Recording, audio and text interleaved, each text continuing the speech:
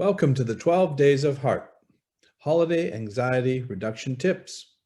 This is day number 11, and I am your guide, Dr. Don Wood. You know that now. And we're going to be taking a look at number 11.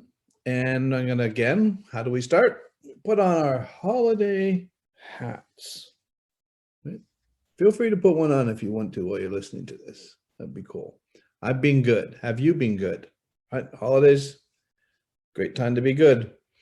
Again, we've been looking at the 12 days of Christmas, the theme. And so let's look at what happens. Let's get, forgot about this. Can't forget her.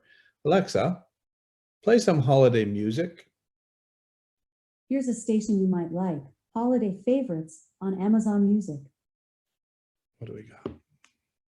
Oh, there's no place like home. We heard that before, but it's a great song, so we can do it again. So let's see, on the 11th day of Christmas, my true love gave to me 11 pipers piping. Am I glad we stopped looking at this literally? I have no idea. 11 pipers piping. Okay, so that's what we've got. So let's take a look then at the number 11. What is number 11? So 11 is sort of a tricky number. You think about it. How many times is 11 an important number? You never hear, oh, lucky number 11, right? It's more than a dozen. It's one less than a dozen, but more than 10. And 10 is usually, oh, he's at 10 or she's at 10, right? It's often reserved. This is interesting. It's often reserved for the best player on a soccer team. 11 is sort of kind of the underdog of numbers. So let me tell you a little bit about our number 11. She was a soccer player, very, very popular, beautiful, superb athlete, best player on our soccer team. And her name is Michelle. And Michelle fell into addiction for 17 years from her teenage years. And during those 17 years, she lost a lot. She really struggled. And you know, and even really before I sort of met Michelle, boy, we got this loud, don't we? So let's see if we can get this down a little bit. Alexa's competing.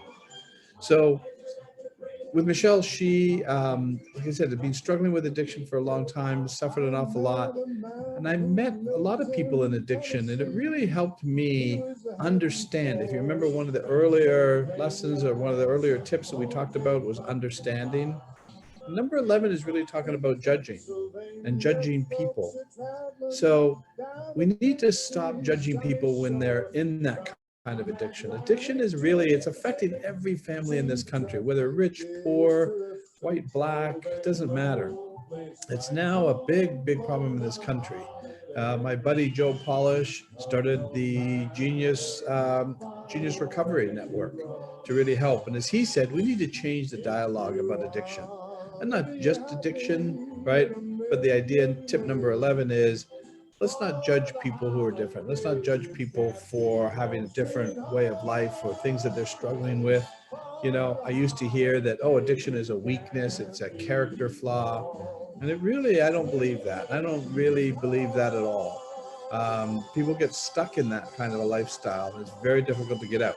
The good news is Michelle came to see us 2 years ago, 17 years of addiction. She's absolutely clean. She's leading her life the way she wants to now and has had no desire at all to go back to that. So she is a miracle, and we're very proud of her. So again, one of the things that she said, which was really powerful when she first came in, she says one of the secrets to why she felt she did so well is because when she came in, we didn't judge her. In fact, the words I said to her is, Michelle, there's nothing wrong with you. There's nothing wrong with your mind. You've had some events and experiences that your mind is not okay with, and you found a resource to block and basically numb that pain. So that's not about her character or willpower. That was about human behavior, trying to stop the pain. So stay tuned for another tip in your email, in your inbox, and there it is.